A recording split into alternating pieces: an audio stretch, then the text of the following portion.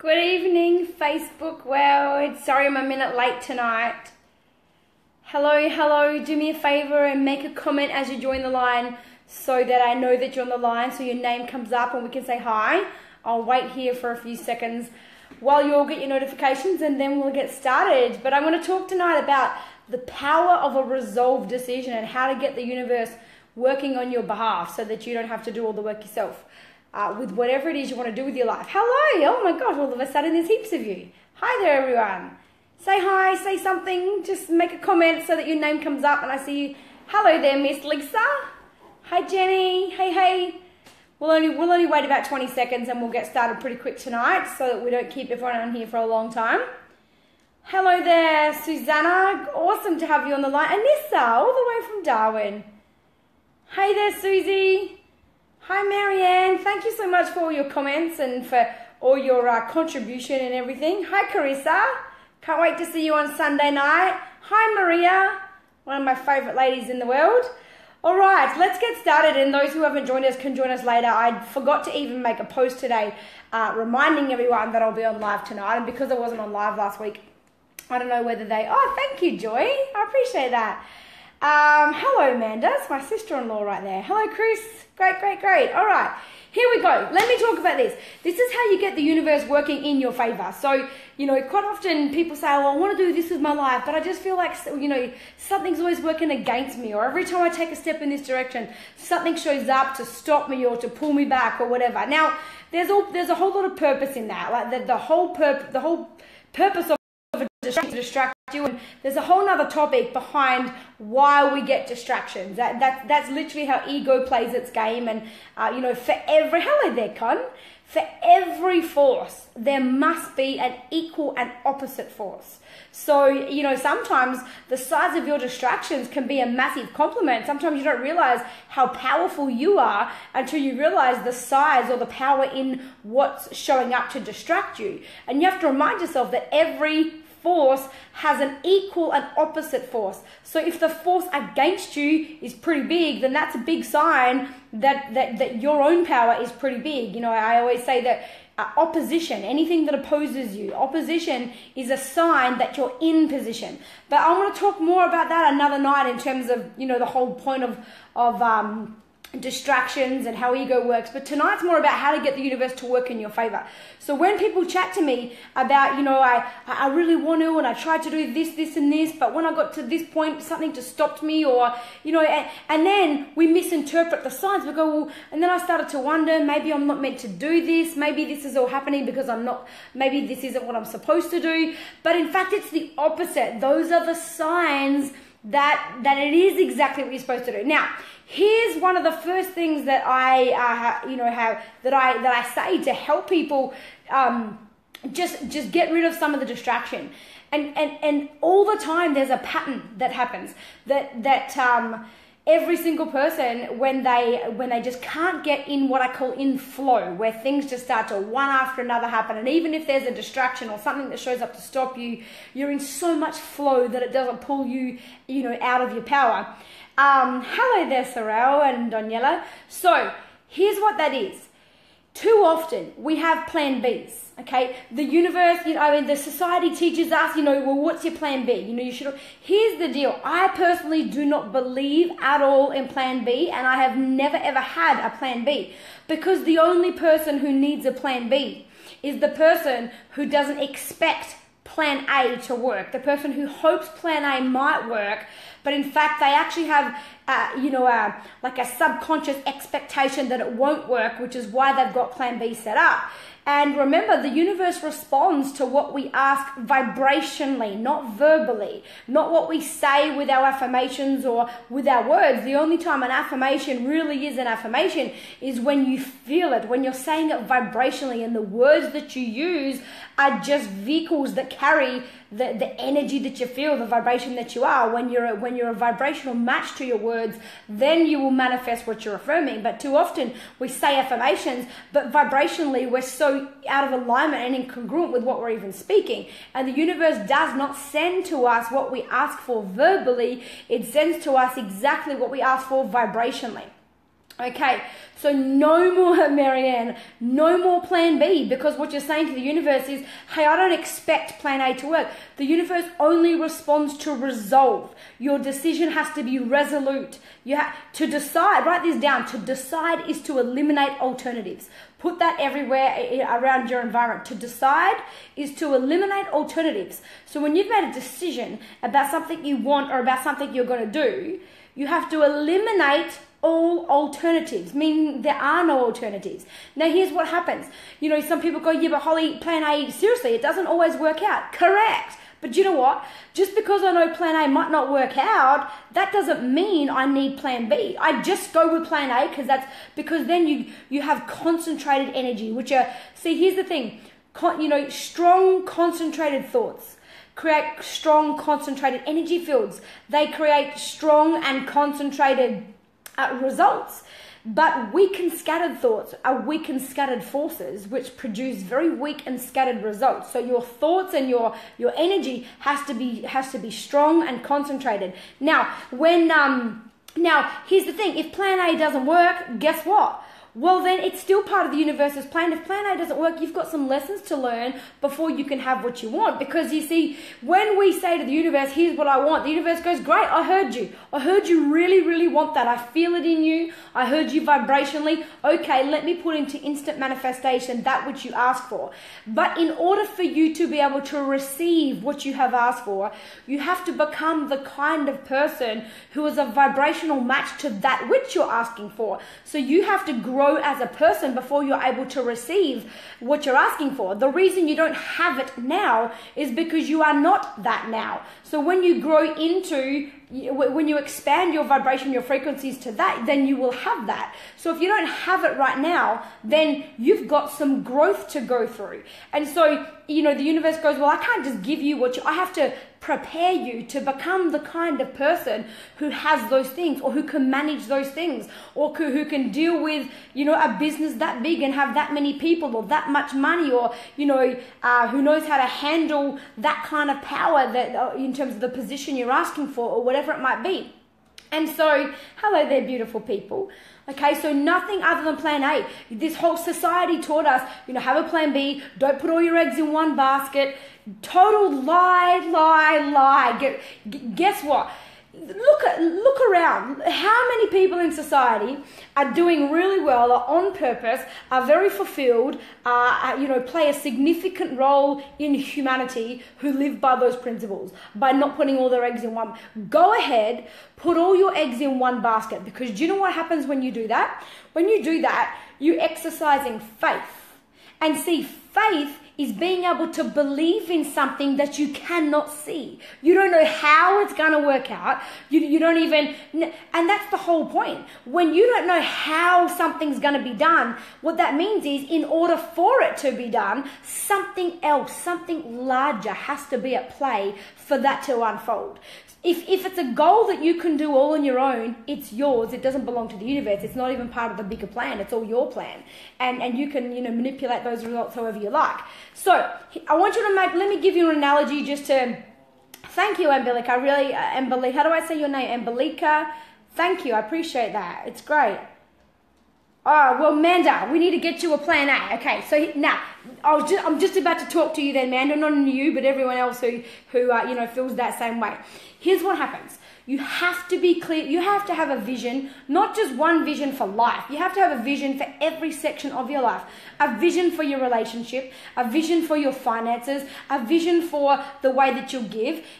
Something that I did originally to shift my mindset around money originally was I stopped making goals about what I wanted to earn, and I started making goals on how much tax I wanted to pay. My personal goal is that, and I've got this written down, that in 2018, my goal is to pay $250,000 in tax. That is my goal. I want to be able to pay, I want to have had to have paid $250,000 in tax. You see, because originally I was raised in a way to avoid tax, like we all do. Negative gear a house and do this and that to avoid tax, avoid tax, avoid tax. But if you're not paying tax, you're not making money. And you can't attract money when your vibration says, I don't want to pay tax, because then you almost get angry, you have resentment about how much money you're making, because the more you make, the more you pay. And then you have this negative vibration, this low vibration around money, but then you're trying to attract money, but then you don't like what you have to do with the money. So I knew that I had to change. I knew that I had to change that. And so what I did is I knew that I had to learn to love paying tax, because tax is a sign of what I've earned. So if my goal is to pay $250,000 in tax, in order to pay that much tax after deductions and things that you claim and everything, I'm going to have to have earned. The only way anyone pays that much tax is if they've earned, minimum, probably $1 million, minimum $800,000.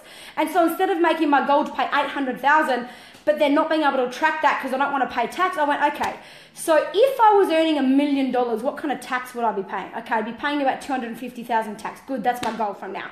That is my goal. And this has been something I cannot wait to post a screenshot or the receipt or something of a tax check that I've just paid of 250 grand. Like, I see that in my mind. I see that picture.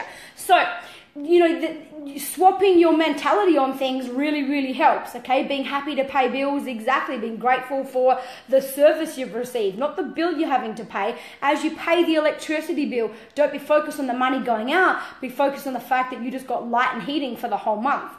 And so you're paying in arrears for the service that you got.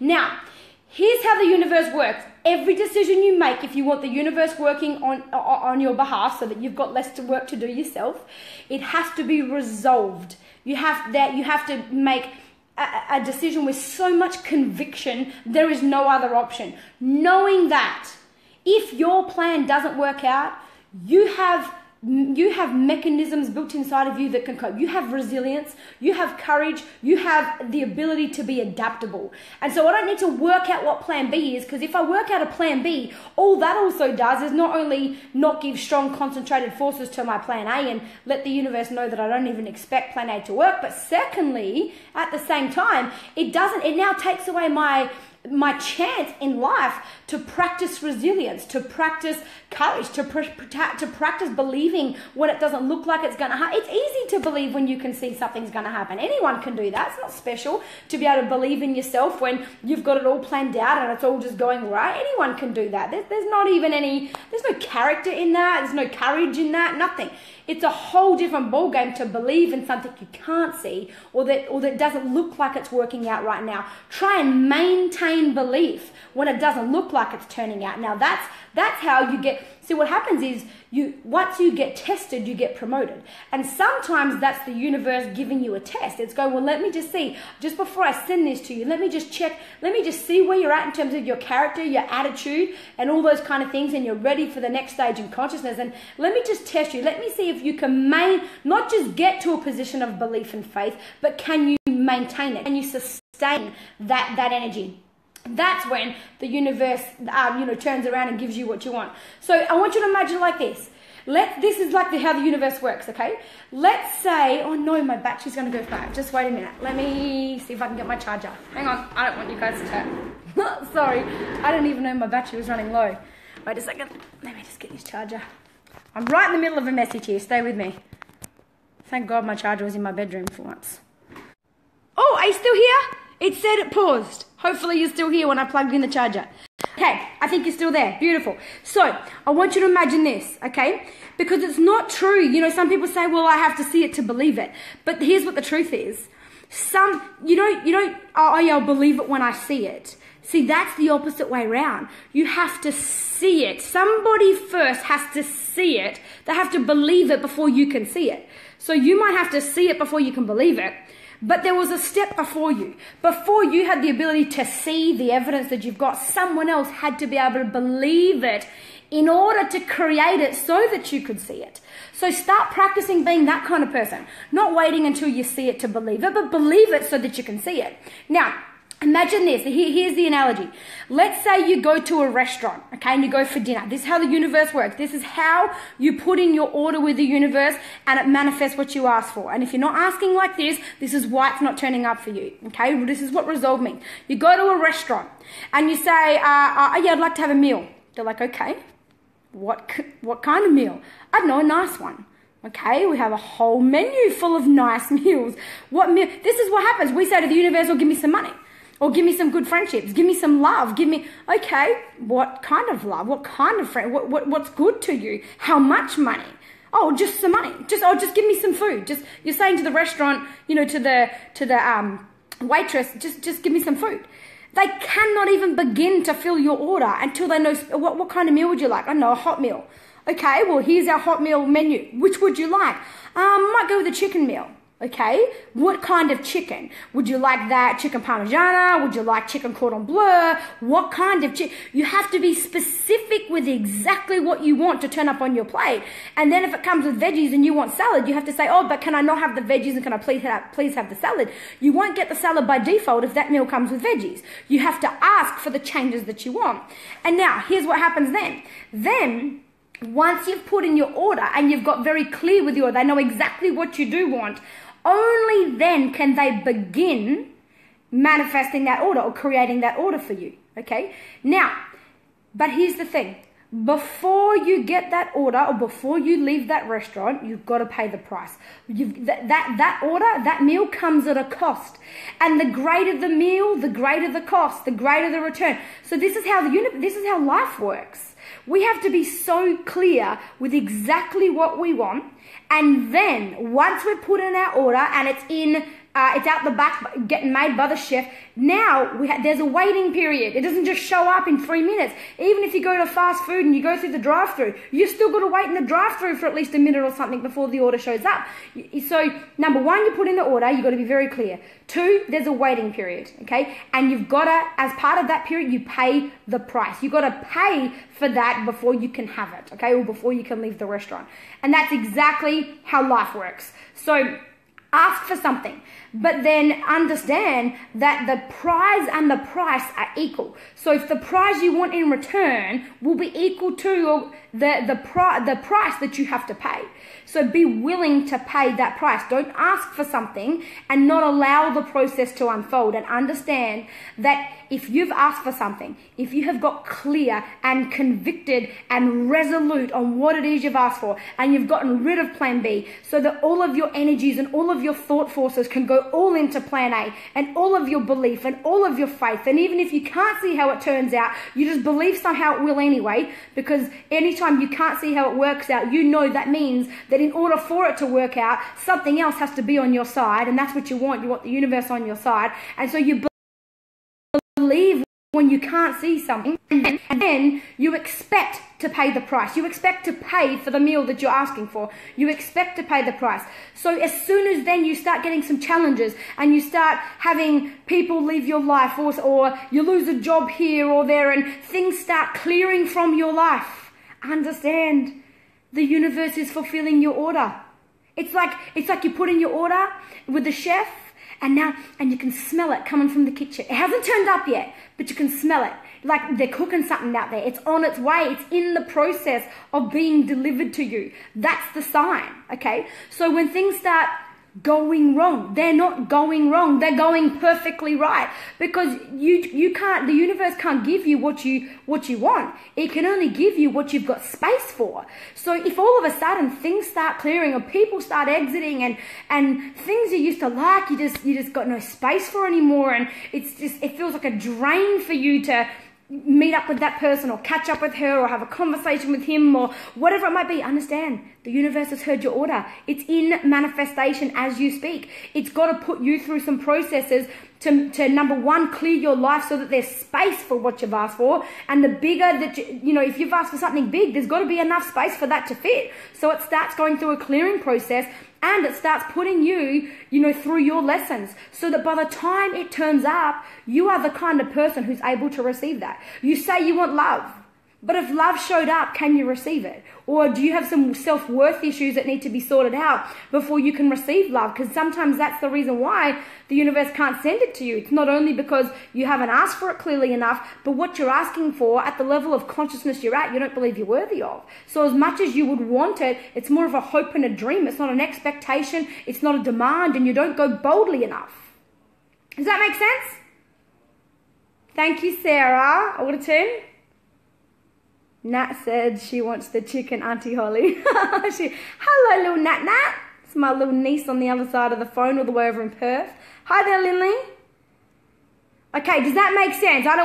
I'll stop here for tonight, and we can continue this. And if you do live in Adelaide, make sure you're there Sunday night at my workshop, because we're doing 2.5 hours on ego versus spirit, which is basically where spirit makes a decision to want something and ego shows up to give you distractions and to fight for territory and to keep you away from your power and to sell you some stories, and then distractions start happening, and then instead of perceiving those distractions as, wow, this means I'm on target, ego sells us the story of, oh, maybe this shouldn't be happening, mate. I mean, maybe it's not meant to be. That you've got to be able to tell the difference between, when ego's ruling your life and when spirit is, because that discernment is the difference between knowing when things are going wrong, am I just being tested because I am on path? Or am I being redirected? Is this a sign from the universe, from spirit, to redirect me? I do need to stop this and move over here or whatever it might be. Or is this just a test that I have to pass? Okay, that's what we're covering. Okay, so you must have a plan A, and it has to be so clear that when you explain it to someone else, they can see it in their mind. Okay, and it's just like, I feel like I'm there. Explain to me what you want, what kind of life, what kind of relationships, what kind of money, what kind of team, whatever it is. And as you explain it, if you're saying that to me, I need to be able to see what you're seeing. That's how you know you've got enough clarity. Okay. And get rid of plan B. Gone. Go ahead. Get your hopes right up. Stop trying to live life avoiding disappointment. The only people who taught us how to do that, don't get your hopes up. They had all the best intentions. They didn't want us to be disappointed. But they didn't understand that disappointment gives us pain, and pain gives us lessons, and lessons give us growth, and growth gives us expansion. And then we come to this new level and things don't disappoint us there anymore. So there is so much purpose in the pain. Okay, do not live a life trying to avoid disappointment, because you'll live a very small, timid, unnoticed life, and it will not fulfill you, and it won't serve any level of purpose for anyone beyond you. Yes, Sarah, please. If this message is hitting you tonight, this is, I don't know, it's been 15 minutes or something, and we're doing 2.5 hours unpacking this at the deepest levels I've ever done before. Hey there, Pap. Okay, I'm going to pause there, guys. As you know, I say this all the time, this kind of life takes courage. It takes a bloody lot of courage just to get rid of plan B, just to go, oh my gosh, that's scary. Like, I don't have a security blanket anymore. What am I going to fall back on? Now I open myself up to judgment. Now what if I fail? Now what if I fall? At least with plan B, I could disguise the fall. I could pretend that I didn't really fall. I didn't really fail because, no, I'm just doing this now. And, we disguise it all. But all we do is stop ourselves from our own growth and our own journey. So as you depart from here tonight, please do not leave here. Please do humanity a favor. Do your children a favor. Do your parents a favor. Do everyone in your life a favor. And do not leave here the same person you were when you dialed in tonight. So as you leave here tonight, depart from here with courage. The courage to believe in a better way. The courage to voice what you've got to say. The courage to thrive when times are tough, and above all else, the courage to know you are good enough. Good night, everyone. Yes, Tracy, beautiful, absolutely, definitely. Gosh, I'm going to go back and read these comments. I love all the interaction. Thank you, and I can't wait to just get this show up and going that I've told you all about, and then we'll do a live show one day, and you guys, instead of being on the other side of the phone, you can be in the audience, yeah? We'll have one person on stage and everyone else in the, we'll create our own little show. Awesome, love you guys, see you guys next week, see you Sunday night if you're in Adelaide. Good night.